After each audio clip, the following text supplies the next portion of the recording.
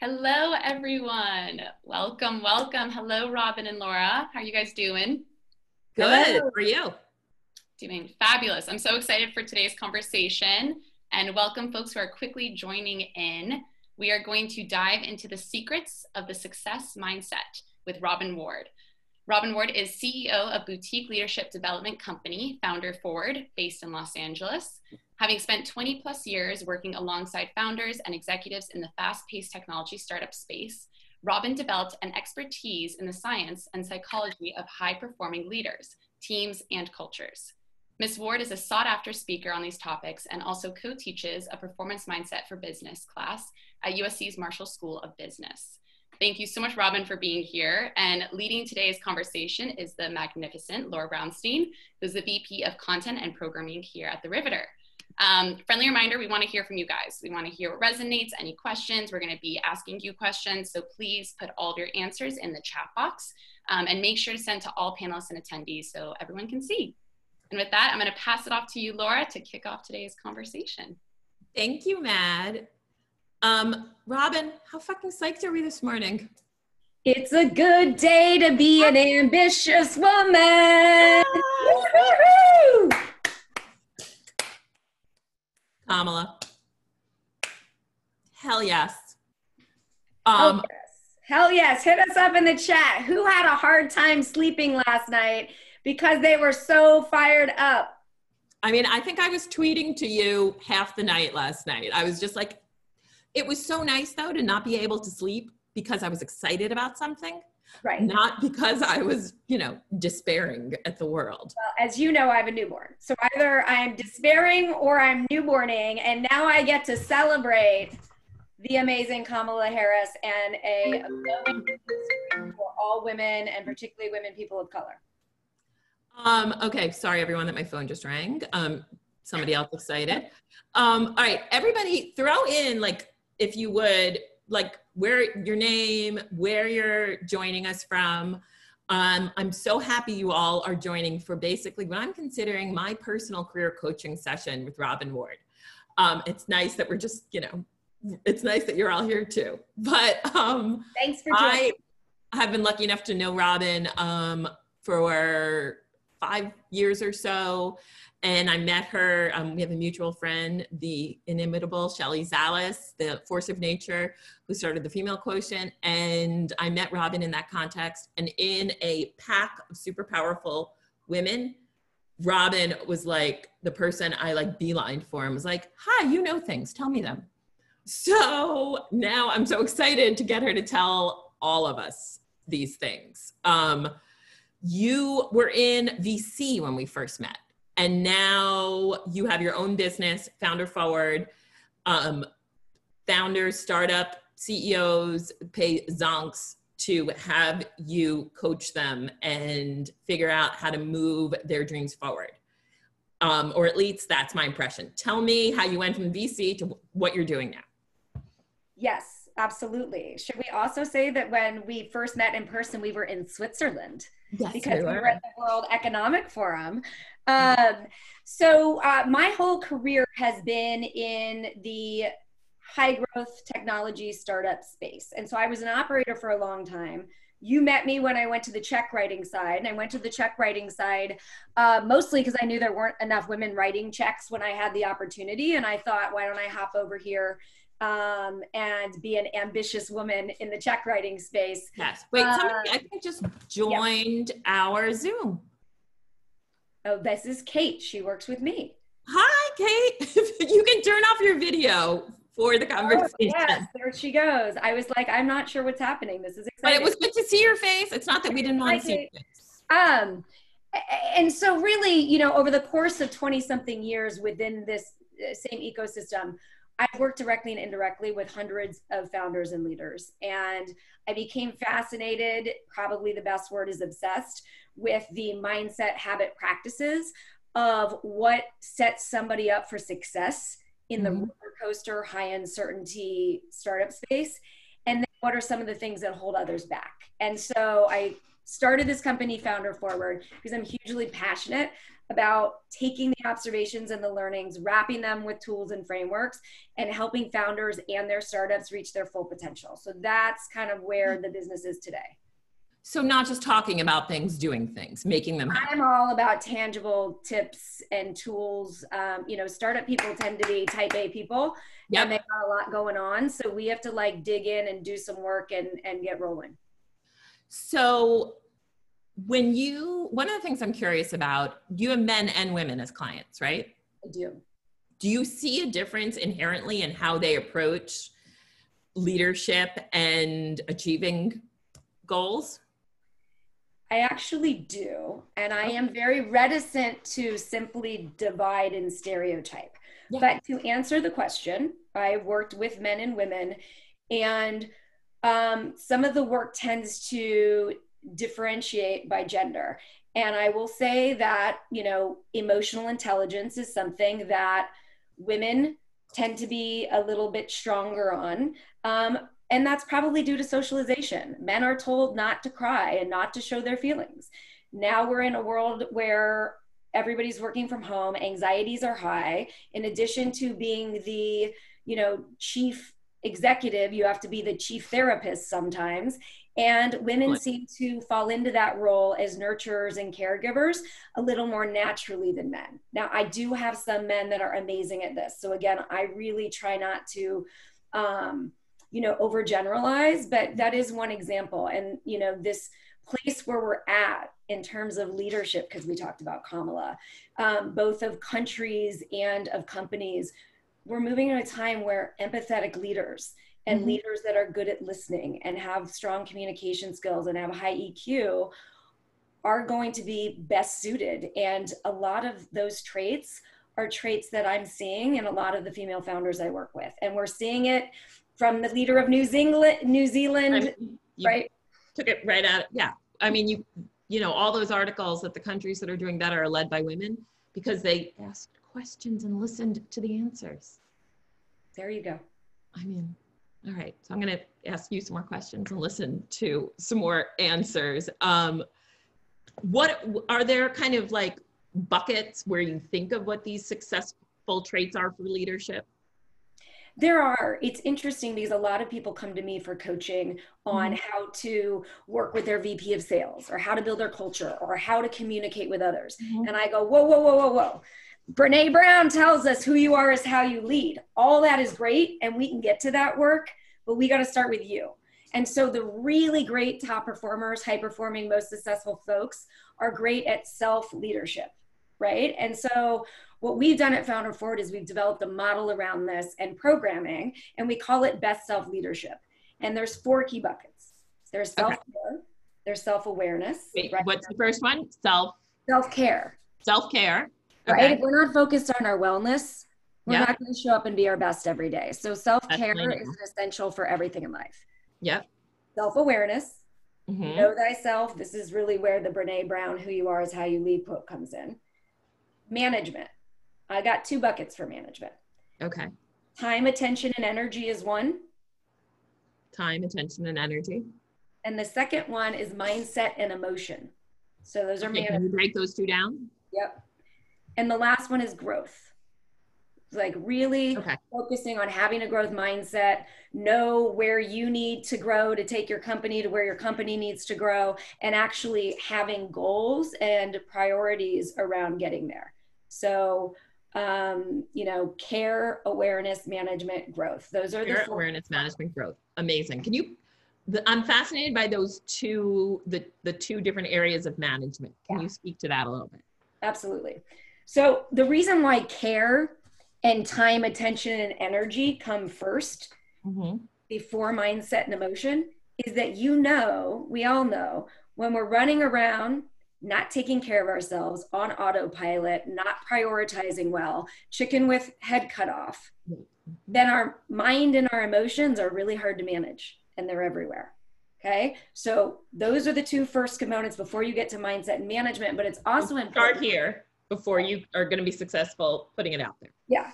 But also with time, attention, and energy, a lot of people just focus, a lot of people in my space, the tech space, are growth hackers and like productivity hackers, and they're just focused on time. Okay. If you show up to a meeting and you don't have the energy to be in that meeting, then you're not showing up as your best asset to that meeting. So it all comes together. You shouldn't separate managing your energy and your wellness from how you present yourself and calendar your day, if that makes sense. Yeah, totally. Okay. So you're taking into consideration where you are as you create your go forward plan for each day. Yeah, Bezos says this really well, shockingly, maybe to some people, because, you know, Amazon sometimes gets a bad rap, but he talks about work-life harmonization. And it's like, it doesn't matter if he made it home for dinner if he's not present and he's thinking about a project. Just like it doesn't matter if you show up for the big product roadmap meeting and you stayed up working on something that wasn't a priority, so you're not fully at your most optimum peak. So you can't think about time without thinking about attention, presence, and actual energy that you're bringing to the table. And so many people separate them, and what we do is we put them together. That's so smart. Okay, yeah. That makes so much sense. How have things shifted for you since March? Like, what are people asking? How have you shifted kind of what you're offering and what people need? Well, one of the things is what led us to reconnect is, you know, again, what we do at FounderForward, we're very focused on the niche of startup land. By definition, the niche of startup land, 9 in 10 businesses fail. It's very, very uncertain, heavy, you know, uncertainty. Well, 2020 is a time of great uncertainty. So like, raise your hand or hit us up in the chat. Anybody feeling really uncertain in 2020, right? So I'm always talking about founders. How do you look at the current sort of pain or challenge where it's the growth and opportunity? And I just looked at it and said, I think all of this work that we do, helping these founders become top performers, applies to everybody. Yep. Everybody should be a best self leader, right? Yep. So what if you don't have the title of leadership at your company? Leadership is not a title or a position, it's a practice. You want to be the best leader of your family, the best leader of your community, the best leader of your church. You need to be the best leader of yourself. Leadership is a practice. Yes, not a position. Good. Yes.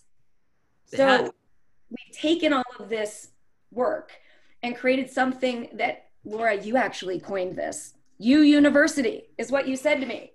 I was calling it best self leadership. That's what it is, but it's You University. So we developed a program where we're going to run through care, awareness, management, and growth. Set up a plan to move forward to be your best self, dealing with the new world. By the way, the only constant in this new normal is change. Yeah. Most of us aren't great with change, right? The new world is VUCA. I don't know if everybody knows VUCA. Hit me up in the chat. VUCA is an MBA term. VUCA is volatile, uncertain, complex, and ambiguous. Volatile, uncertain, complex, and ambiguous. It is. Wow, when you put that in there, that's so good. So in the VUCA world, we need to reset. We need to recalibrate. We need to figure out what are the tools we need for the next thing. Hit me up in the chat if you have read Untamed by Glennon Doyle or Becoming by Michelle Obama. Okay? I would imagine a lot of people. I'm going to go with, it's going to be a lot of the Riveter folks, right? Yeah. Both of those books talk about becoming. Michelle actually titled her book Becoming. This is what we're talking about. We're constantly becoming. So now is the opportunity to look at yourself and think about how do you become the next version that deals with the new reality of the world. That's what You University is about. I want to go back to the first thing you said. And again, this is tapping into the Brene. How do you know if you are tapping into your true self for your work? Like, how do you know that you're kind of focusing on bringing the important parts of yourself into your work and into your leadership? Awesome question. So first of all, one of the tools that I suggest folks do is, I think everybody should have a mission statement, right? Personal mission statement. Personal mission statement. I say this to all my founders. They all have a mission statement, a vision statement, and core values for their company. And if I ask them for themselves, they all look at me cross-eyed. Like, you look at yourself, think of yourself as Laura Brownstein Inc., right? What is your mission and vision? You know, what are your core values? So these are all kind of parts of the exercises of getting to know yourself and really understanding. In addition, for those that are leaders in companies, managers in companies, leaders and managers in the new version of good leadership and good management are great coaches, and they're great at growing and developing their people. And this is the type of stuff that you want to build into your company. You want to be helping people explore their purpose. You want to know their purpose so you can help tie it to their job and tie it to the bigger mission of the company. You will get greater results that way. I will say, and you know, Madeline has been on my team, so she may or may not agree, I have such an easier time doing it for other people than I do for myself. You know, like, that's true for a lot of people. It makes total sense. Unless we slow down and do the work ourselves. Yeah, it's do the work.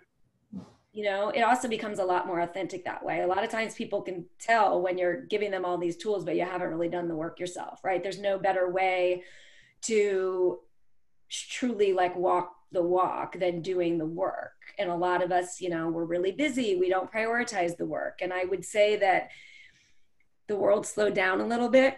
If we're trying to find the pockets here, slow down. Give yourself the gift of checking in, building or re-editing your toolbox, figuring out like what are your gaps and what are your strengths. What's your goal for 12 months? What's your goal for 5 years? This is the time to kind of reset, but like it's a gift to yourself because most of us don't give ourselves the time, particularly if you have kids or pets. I have a kitten baby that takes up a lot of time. There's Joni. Joni and I have co-created her mission statement, her vision statement, right? Core values. We've done it all. I had to do mine first. I like to drink my own Kool-Aid. Oh, she's barking. Things, yeah. How do you sort of give yourself permission to go think big? Like, how do you, when you start to say, like, I was having a career conversation with one of my best friends this morning. We're both at a potential crossroads. And I was like, I think I want to head towards this, but I feel silly even saying it out loud to you. Like, how do you quiet that thing that tells you don't go that big? Okay, I'm going to unmute and we're going to know that my dog's barking because she heard me say her name and potentially she's wanting to let everyone know what her core values are. Everyone's here for that. Okay, good. I mean, she's a great person. I mean, for a person. Okay, well, I think let's talk about this, first of all. Just in the context of self-talk, right? Because what often happens and gets in the way of a confident mindset, which is part of sort of the success mindset formula, is, you know, a lot of people think that confidence comes from experience and or practice. Those are components, but actually the biggest impact on a confident mindset is our self-talk. Yeah. So everybody should really be thinking about the story that they're telling themselves in relation to what their goals are. Because I do know that we had a lot of people joining that were looking for jobs or looking for promotions or not really happy where they're at. And the story you're telling yourself is going to impact your results, right? So if you're telling yourself, and it's usually fear-based, right? It's a fear-based. I can't go that big. Who am I to do that, right? There are so many other people that are overqualified. Basically, you're playing a false movie out because you haven't gone for it and you're telling yourself that it's not gonna come to fruition, right? So there's some tools we'll talk about, but ultimately, you know, just really digging in and doing the work and thinking about where your zone of genius is, which is, you know, referencing another tool, but zone of genius. Yeah. It's like, what are your real superpowers? What are the things that you love doing? Not just that people told you were good at, but that bring you flow and bring you joy. And then how can you lean into those to achieve a goal, right? But you know, what it basically comes down to is a lot of people are talking themselves out of wanting the things they want. And it can be literally as simple as, I release self-doubt. I commit to staying in the game no matter how hard it gets. I'm going to go with Glennon Doyle again because I might have a little bit of an obsession. But if you've read Untamed, she's constantly talking about how we can do hard things. So maybe when you're starting to have that inner critic, You catch yourself and you just say, I can do hard things. This sounds woo-woo. It's not. This is all science. Our brain, the research is amazing, right? Our brain has tons of plasticity. We are rewiring. So instead of going to the negative thought, you want to move from an inner critic to an inner champion, right? Ooh, that's good. Yeah. So a lot of us live in I see inner critic land, and you need to become an inner champion. Here's the deal. Why be your own worst enemy? You need to be your own best friend. There's a lot of people out there in the world that want to get in your way. Don't be that for yourself, right? I work with a lot of people and I'm like, ultimately, can I make an observation? I think that the biggest obstacle that you're facing right now is yourself, which is why we've developed a program that helps you get out of your own way. All right, we're going to get into that. We're going to get into that in a minute. Because I love kind of the data and science, how you kind of, this isn't just sort of like fly by night ideas. You're like, this is what actually works. Well, I work with a lot of engineers and product people. And so whilst I am a big fan of a gratitude practice because Oprah told me to do it 10 years ago, there's actually 11,000 plus studies that tell you that gratitude is directly linked to optimism. And in a world of uncertainty, uncertainty, complexity, ambiguity, if you practice gratitude, you will sleep better, be less stressed, be more positive and more optimistic, and be more creative and productive. Can I see anyone in the chat that doesn't want to be any of those things? We all need more sleep. We all want to be more positive and optimistic. So it's like, okay, that's data, right? So whether you want to go with Oprah, you want to go with the data, like the lowest hanging fruit that you can do for yourself right now is put a journal next to your bed and write down 3 things you were grateful for. If you do it consistently, by the way, give us the chat. Who has a gratitude practice? Let's go. Hit me up in the chat. Anybody? Me. Now here's where I'm gonna call some of you people out because I'm a real talker. I mean, I mean a consistent practice. I don't mean sometimes. Do you do it consistently? Oh yeah, because I know how it's medicine. Every night. There you go. I'm hearing it. Good. Everybody's got their toolkit. Also, I love seeing names I know. Hi, Ashley Crowder. Hi, Lindsay Campmeyer. You know, literally, sometimes people will say, what's the one thing that I can do that will have the most impact for me right now? Because I'm really struggling in the pandemic, plus 20 million other things that worry me about the world. A gratitude practice is one of the lowest hanging fruit that takes 5 minutes. So would you say gratitude is the first step on the path to optimism? Yeah. And I'll tell you what, I'll also tell you this. Yeah. Optimism is at the core of mental toughness. Really? See, I've heard like, but reasoned optimism, right? Like I've heard, like, if you're like, this will all be over and we'll all be back out, I'm optimistic, everything will be okay in 3 months. And then let's call it grounded optimism. Yeah. Can you talk about that a little bit? Well, I mean, you know, you have to stay in a reality zone, but you know, optimism is a confidence and a hopefulness that over the long term, everything will be all right. That's sort of the definition. That doesn't mean ignore it like nothing's wrong or be super light about it. It just means that, you know, over the long term, I'm going to remain hopeful and I have confidence. And also then you play a part in achieving, you know, the better outcome. So I think that, you know, the word grounded is important because you see a lot of people that might be airy-fairy about it and then aren't seeing the realistic approach. But optimism really at the core of mental toughness. That's how you get back up off the ground. It impacts resilience. It impacts grit, right? Grit. That's a good book too. Angela Duckworth actually did a guest appearance on my USC class. Really? That is everybody. That's a good one if you haven't checked it out yet. Yeah. Grit. It's an amazing book. I'll tell you what she says in that book. Grit is not something you're born with. Part of grit and part of having a gritty organization is having clear goals because people need to be motivated. So when we get to the last part of sort of the self-growth, that's where you tie the goals in that allow you to get gritty. And if you have your goals, you're more likely to remain optimistic because you actually have clearly laid out what you're achieving, right? This is what the funny part. You can visualize where you're driving. You can see the sign, so you can like keep going. It's like all of these things tie into each other, yeah. And that is exactly it. Yeah. Right, let's get into, you brought some visual. Let's get into a little bit more of some of the tools. Yeah.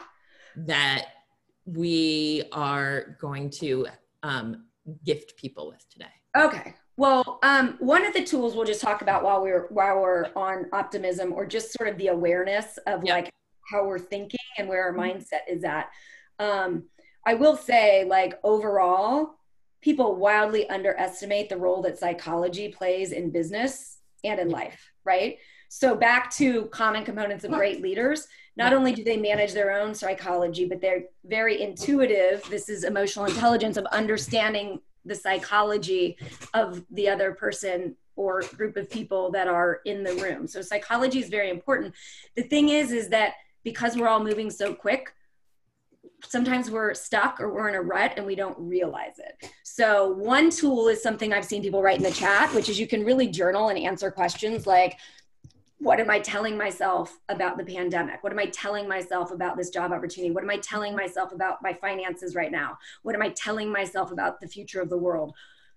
That's great. That's heavy for some people. So I'm going to give you a modern, lightweight tool, and I even have a prop, which is my phone. I like people to know their NPR, and their NPR is not the National Public Radio. It's your negative. Know your NPR channel number 2. But go right. We do love NPR, but we're talking about negativity to positivity, right? Ooh. So over the next 2 weeks, send yourself a text at the end of the day. It can be the same chain, and pick the emoji for how you were most thinking or feeling that day, right? You can have the red emoji for angry. Maybe it's those teeth for, anxious or stressed. I see a lot of this one, the girl just being like, oh. Right. I do a lot of the one that's that head blown red, but then you can saying an F word. Anybody that knows me knows I have a little bit of a sailor mouth. So anyway, people are often mind blown at the end of 2 weeks when they look at on par, were they sort of happy or, good headspace versus negative. And awareness is literally the first step to anything, which is why it's sort of a care and then awareness. But in terms of leadership, you really have to understand where you are right now and then understand more about who you are. But you can't make any shifts if you're not aware. So I would give yourself this exercise that's sort of a really hip millennial way to do a quick journal and a check-in. Because even though I'm not a millennial, I like to play one on Zoom. We look like millennials, though. I know. Did anybody write that really quickly? Oh, but Laura and Robyn, we're totally millennials. Okay, so you wanted me to show you a graphic around, I think that we said again, some people. I want to throw in there, Tara Phillips has an app that she uses that does this. That's cool, called Stoic. That every day asks you, a mindfulness app that tells you to use an emoji for how you feel, and tracks it. I love it. People are productizing. Yeah, cool. Tara, hopefully I said your name right, but that's cool. Thank you for sharing that. Yeah, thank you.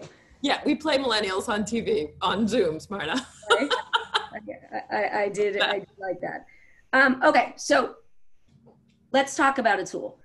I'm going to call, it's hit me up in the chat. Have people heard of the term UVP? Stands for unique value proposition. So in business, maybe you just heard what's your value prop. Yep, and MVP. Yeah, okay. So in the tech world, we use the U in front of it a lot, which is just like, why is your product different from all these other products? Why is somebody going to buy it? For me, like as an investor, like why should I fund you instead of the next company, right? What's your UVP? So we've created this concept that is called UVP, but it's YOU. Ooh. Let's woohoo, right? See how that works? Okay. Yeah. Now this is going to sound pretty basic, but I like tangible and practical things. So this is basically the core of what a unique value proposition is. Okay, so you need to identify your strengths. This comes back to self-awareness. This is part of the awareness exercises. So a lot of people get a little shy. I would say women also get a little shy about tooting their own horn. And this is to not do that in that exercise, this exercise. Think about when people have told you you're really great at something, and think about when you feel really great at something. But there are other tools that you can use. For instance, if you've heard of Gallup, they do a lot of workplace research. They have an expensive, longer survey, but they also have a $20 Gallup top 5. It's really great. You may not agree with all of them, but they have really amazing verbiage around what the strengths are that are really good, particularly to use in the hiring process. You want to know your strengths and your superpowers, which is a word I used before. It's not just what you're good at, it's what you're good at but you really love. It's what you're excellent at and what brings you flow. So if you don't know your superpowers, you also want to sort of sit down and engage in the discovery of what are those things? What is my flow state? One last way to do this, which I think is really fun, and I hesitated to do it, and then I did it and I really enjoyed it. I sent an email. You could do it via whatever social you're on. It might be a little weird to get it in your DMs, but ask 3 to 5 people from, a friend, a boss, a sort of somebody you've worked with that's more in a peer group, maybe somebody that's worked for you, people that know you from different aspects of your life. Send them a note and say, hey, I'm wondering if you could quickly send me bullets on, 3 traits or unique abilities that you think best define me or that you appreciate most about me. That's so hard to do. To send it? Yeah. I gotta tell you, I did it once and I felt really weird, and every single person responded almost immediately and said that was really fun to do, and it kind of brought us closer because it was really neat to see what popped up. That's a cool thing. It is, sorry. What's right there telling you what is great about you? There's no mute button in this. Hold on one second. In the presentation share. Oh, sorry. Not a lot to say. The good news is that means that I'm getting some kind of FedEx package. Oh, okay, that is good. Let's hope it's a good one. I was really hoping that wouldn't happen. All right, so I want to go back in here because this is an important tool. So I've given you a couple of different ways because, we're not always great at specifying or figuring out or thinking what our own strengths are, right? So the idea is make your own list, but maybe use Gallup, think about superpowers, maybe send it out to 3 to 5 others. So once you get super, super, super clear on what you're bringing to the table, right? Why you're really great for the want, then you want to go and get super, super clear about identifying the need or the problem of the role that somebody's hiring for, right? Of the company overall, of the situation. And then you want to connect the two. So you want to connect your value to the need or the problem, and then differentiate yourself as the best option. Here's what we do too much, particularly in interviews. We leave it to the interviewer to connect the dots on why our resume or why what we told them in the interview is great for the job. We need to take control of that. We need to connect the dots for them. Right? Don't be passive, be pro, lead. And so, say I am applying for a job as a project manager, which I'm not good at. No one should ever hire me for that. But say that I am good at that, and I'm on an interview for a project manager job, and I've identified that my superpowers line up for this because I love to organize. I love to create systems, make things work. How do I lean into that in the interview? So let me get out of that. So first of all, it's a mutual interview, which a lot of people don't do because you want to be finding out as much about what the company needs are. But ideally, you've done your research, you're listening. Maybe at the end when if they're a good interviewer, say, are there questions that I can answer for you? You can ask them questions so that you really understand what their biggest pain point is, right? Because, right? So the whole name of the game is specificity to figure out what about you fits right with their pain point so that you're the best option, right? Yeah. So in your follow-up email, right? Yep. Then you can say, this was a great meeting. I really enjoyed meeting you. Here's what I heard were the core initiatives or the key pain points. Play it back. Play it back. I'm a good listener. And then you say, I just wanted to summarize the strengths or superpowers that I have that I think make me uniquely qualified to get the role, to get the job, to get the thing done, whatever it is, right? People don't know that sentence, right? It's like in tech, they say, have your elevator pitch. Yeah. You're never going to be in an elevator with an investor, so I call it a cocktail pitch, but Never in been in an the world, elevator. you're not at a cocktail pitch, so I don't know what we're now calling it, but the point is, what is your UVP? It should be a statement, and you should know it. And it's not just for the job hiring. It's like, do I want a promotion? Okay, here's why I want the promote. Like, here's what the role that I want to get promoted in. Because I'm in the company, I understand what you guys are looking for. Here's my layout of why I'm a fit for that. One to one it. Like, here are the needs. Here's how what I got is helping it. And then you connect, right? You connect it, because we leave so much to the chance of the person making the decision. And I'm saying, when you know your UVP, your 2 to 3 sentence statement, you're bringing it all together. You're putting the nail in the coffin. Bad reference. You're yeah, but fair. I'm going to segue question for 1 second. We're hearing from a lot of women, and I sort of have had moments, and this might be one of them, of figuring this out too, of, do I want to build my own thing, or do I want to go help work for somebody and help them build their thing?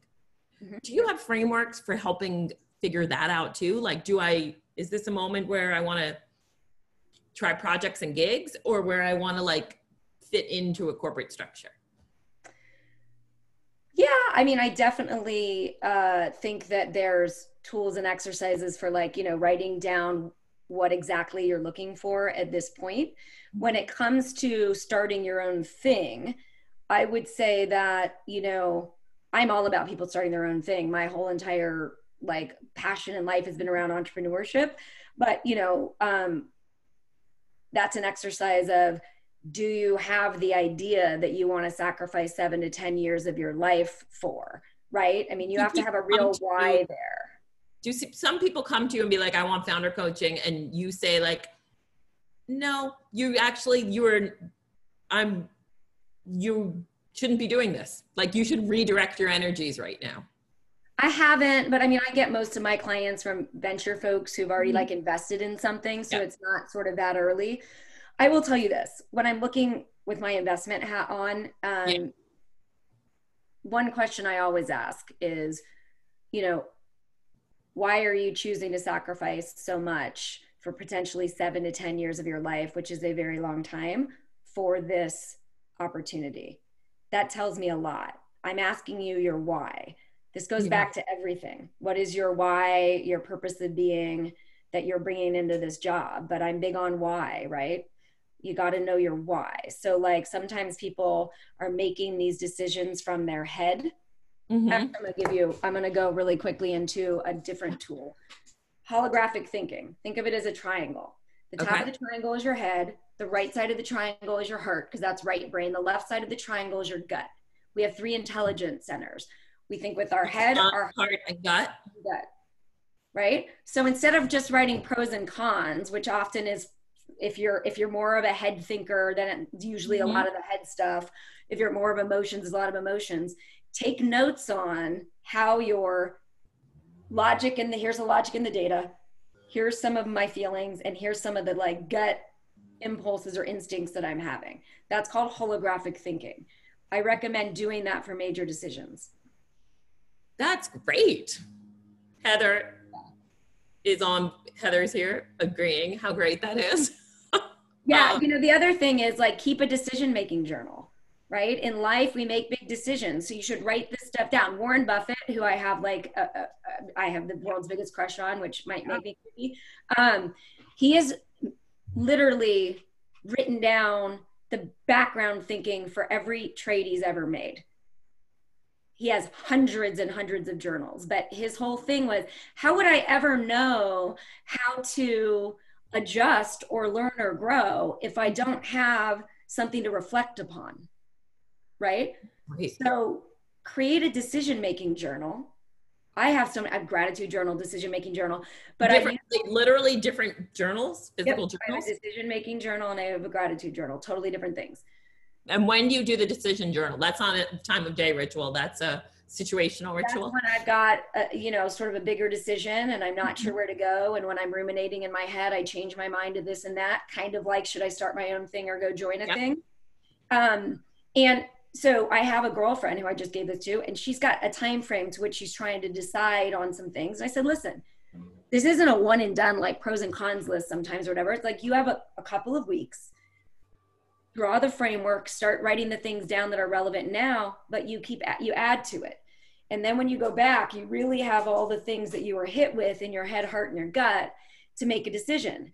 The only way you're going to know if you made the wrong decision is if once that plays out, you kind of go back and you go, you know what, I kind of went with my head here and I didn't lean in here. And maybe I want to revisit that.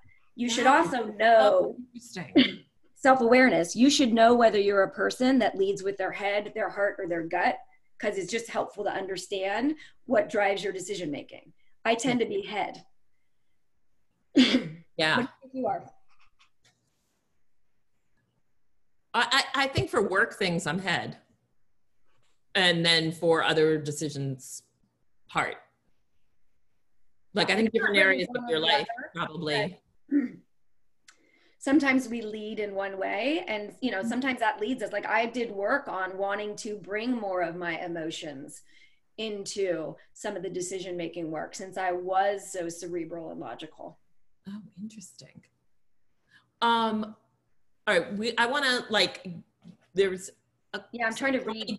There's so many good questions coming in. And one of them, which I think is really important right now, is that people are feeling shame at being at a crossroads career-wise right now because they got laid off, because their industry changed or went away, or they're realizing a certain lifestyle isn't going to work for them in this world. How do you work through that before? I feel like you need to work through the shame before you even get to all this good stuff. Yeah. So thank you for that question. And that question has many layers. The first place I'm going to take you for that, and forgive me if all of you have already been there, but Brene Brown is obviously a shame researcher. So she has a new podcast, if you did not know that.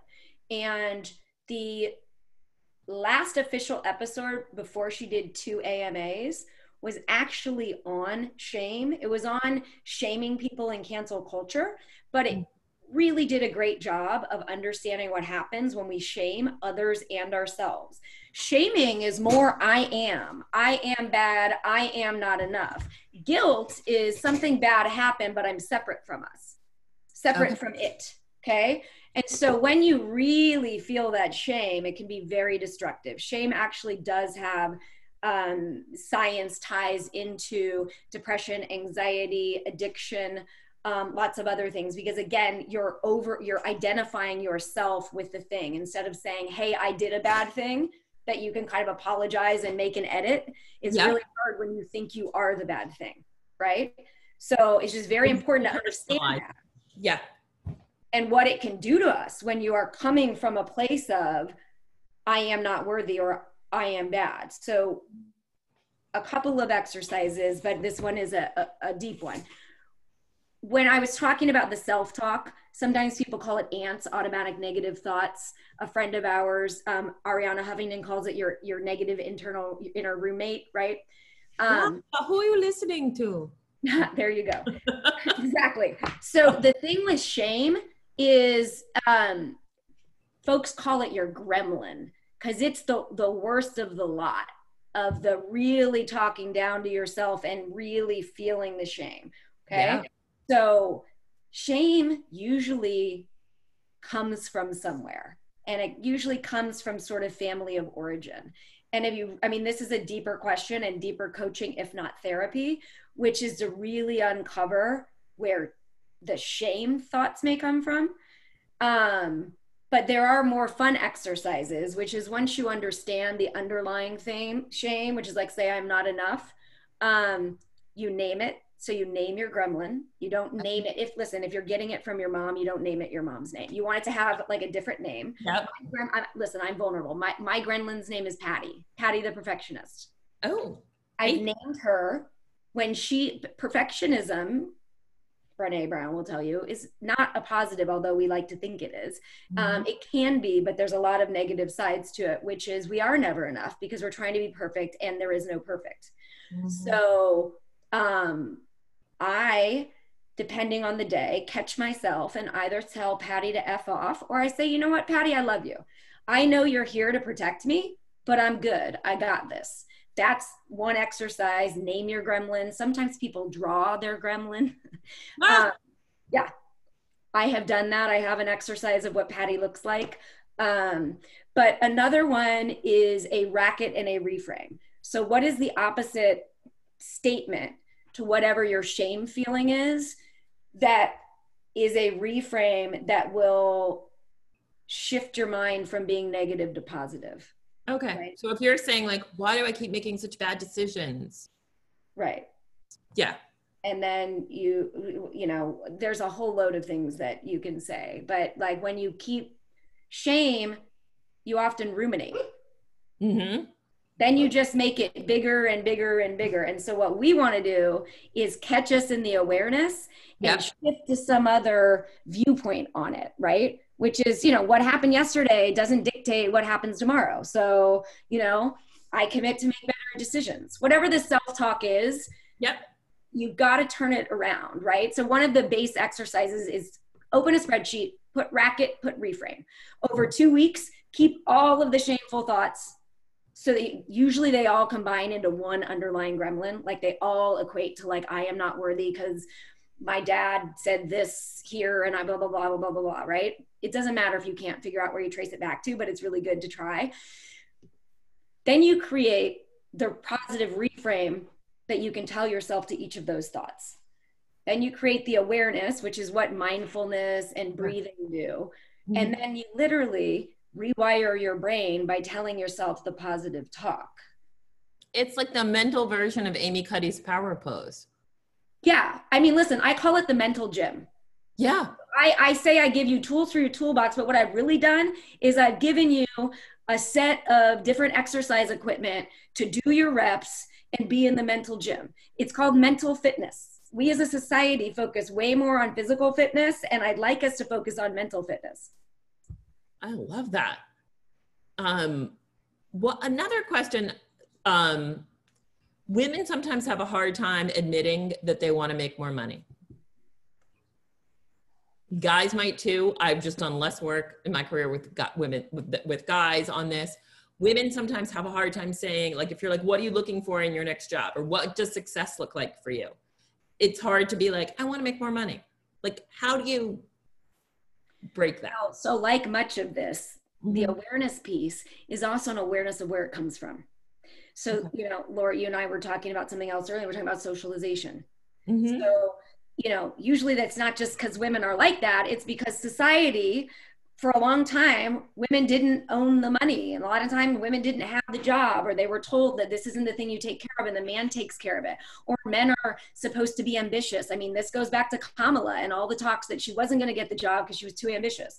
Or, you know, ambition is a positive for a man and a negative for a woman. So in a lot of women's minds, we're trained to think that like ambition for women is not going to be looked upon in a positive light.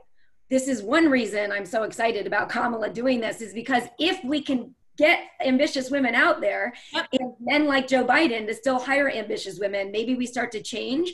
But really the answer is you got to go back in your narrative and figure out like, why is that a problem for you? Right? Yeah. Where does that come from?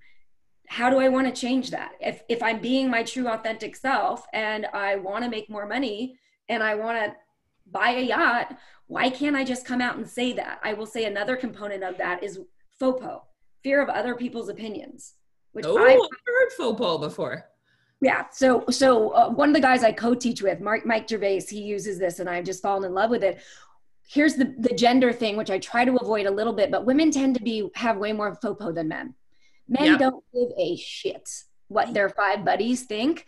Women are like, oh, I can't say this, I can't say that, blah, blah, blah. Again, it was socialization. So it's not, that there's not a reason, but we are going to need to get over faux pas if we want to succeed in the way we want to succeed. We need to get over faux pas if we're going to succeed how we want to. Fuck yeah. That is good.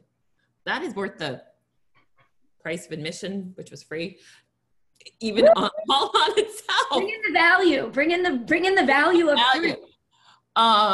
Okay, Erica has a good question. If you're self-aware and your UVP is listening, synthesizing disparate information into an objective and using trust and influence to foster collaboration around the shared goal, is that synthesis valuable enough, or do you need to lean into the systems and the execution?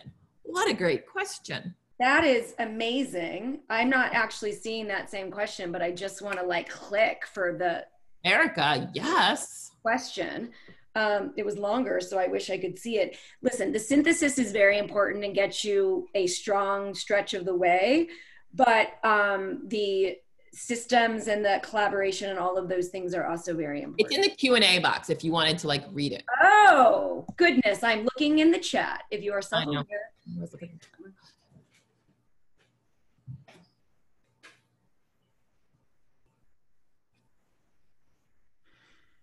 In this instance, I think, yes, it is enough. And you, although I don't want to speak for you, may have something in your mind that tells you it's not enough, right? Back to I am not enough, or I need this second piece. The puppy agrees. Yeah.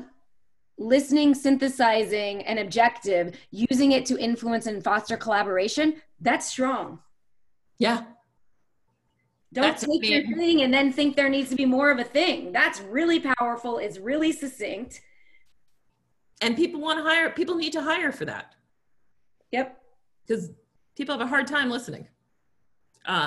Collaboration is also, while it seems easy, actually quite difficult. And it's one of the skills that the World Economic Forum actually says is one of the most important skills going forward. And you're basically, in a very strong and succinct way, saying that you are able to do these skills that allow for the fostering of collaboration. So very strong. That's awesome. I love that. Okay, I can just keep asking questions. Matt, are there any others from the group that we should be asking? Otherwise, I will just keep going. Yeah, I don't see any other questions coming in. So again, friendly reminder, if you guys want to drop that in the chat box, please do so. Robyn, how much does the version of you put out there digitally affect your success at this point?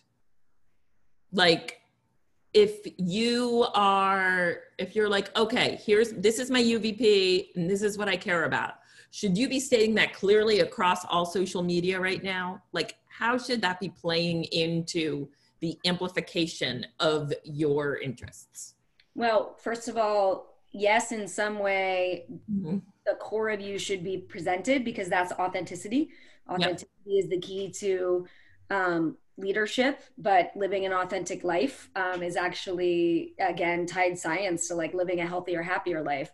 It doesn't have to be in the same way, because every medium and platform has its own thing, and some are more playful and some are whatever. But I'm a big believer in how it's just, if you had a brand person on here, they would tell you the same thing, which is there should be some consistency or core that I can see to a human. But I wouldn't be afraid to play with the platforms in the way that they do differentiate, right?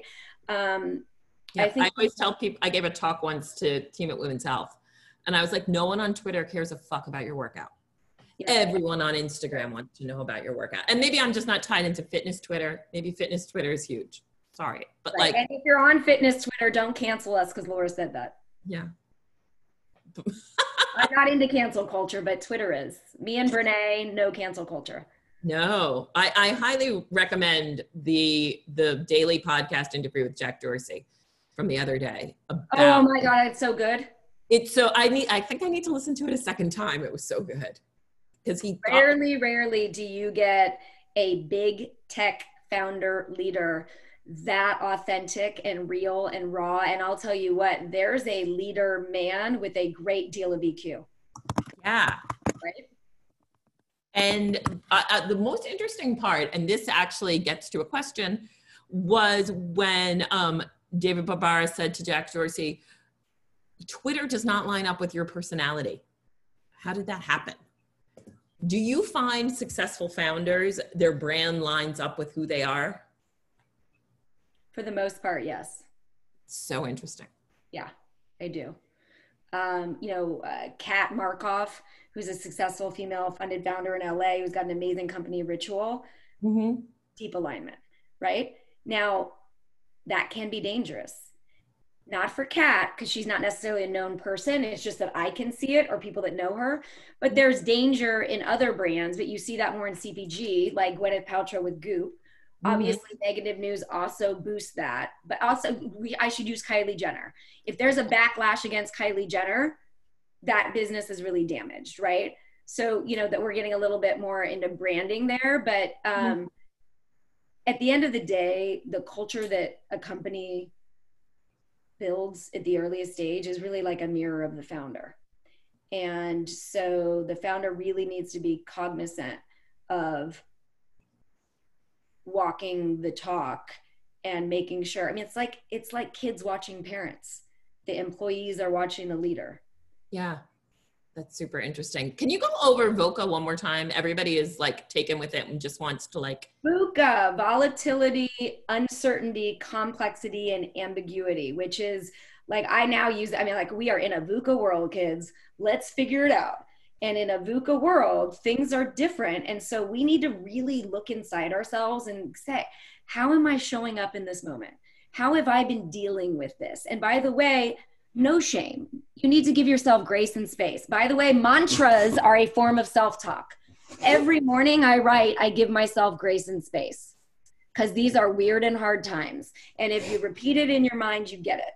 I'm a big fan of that. I'm also a new mom. Another mantra I use is I release control and I embrace the messy beauty of mommyhood, because I have control freak tendencies, right? So I get up and write these in the morning, and it puts them in my psyche as the day rolls. So for some of you that are experiencing shame, it seems like self-compassion, which is one of the core mindsets. We didn't do this. There are 5 core mindsets that I see in leaders that deal with uncertainty well.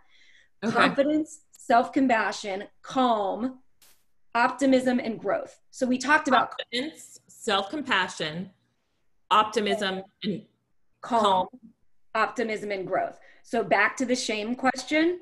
Yeah. Practice self-compassion. That is hard. It is hard. Kathy Sharp-Ross wants you to be a guest on her virtual chat series, but everybody is now wanting, we're at the stop time. So Robyn. Hi, Kathy Sharp-Ross. I adore you. I do have a book. My dog likes you too. How do people get more Robyn goodness? Oh, you know what I'm going to do? I'm going to be a little shameless promoter, because my marketing gal will kill me if I don't. So we've got this great program, U University. It's probably rolling out in its first version in September. I do these all the time, and then I get to talk. Okay, so here's the deal. FounderForward has an Insta. On Twitter, I'm at RM Ward, but we're going to be doing this U University Best Self Leadership Workshop series, which is 5 interactive workshops plus homework plus almost every tool that we talked about on this call. And if you're interested, you can sign up at my landing page at founderforward.com/sign-up. So there's everybody should do that. Good for you, Robyn. And we might try to grab a couple of the questions, and maybe you'll answer a couple more on Twitter. Sure. Coming out of this. Did everybody get that down? And we'll also here, I'm going to put this up for you too. I like graphics. So the strongest muscle and your worst enemy is your mind. Train it well. Self-talk, gratitude, NPR, journal tracking. But you can do meditation, breathwork, visualization, track your wins, exercise, develop a powerful morning routine. Figure out which of these you want to add and make a commitment. This is so good. For everyone asking, we will have a recording of this up by when, Madeline? In an hour. We will tweet it out. As soon as the recording's up, we'll tweet it out from the Riveter handle, and Robyn and I'll retweet that. And Robyn, thank you so much for sharing this with this community. You have so much to teach. I can't believe how much we got into an hour. And I think we're good at that. I mean, you and I could probably sit and talk for days. But like, people should sign up, because like this clearly wasn't enough. Robyn, sign up. This is what I love. This is my passion and my superpower. And I'm really excited about this new program and sharing it with a broader base than just tech founders. Yes. Incredible. Oh, amazing. Thank you to the Riveter for giving me the opportunity. Laura, Madeline. Thank you guys so much. Awesome. And everyone, share this with your community, friends, and family. Once you get the link on the website, please share. And check out Robyn's website. Okay. Bye. And tomorrow, everybody, we're doing a great event with women helping to get women elected. And our friend Jax and Rosenzweig and their documentary Surge, we are going to show an exclusive 15-minute clip. So you'll cry. It'll be beautiful. Come. Promise you, you'll cry. All right. Thank you, Robyn. Thank you, Joni. Bye, everyone.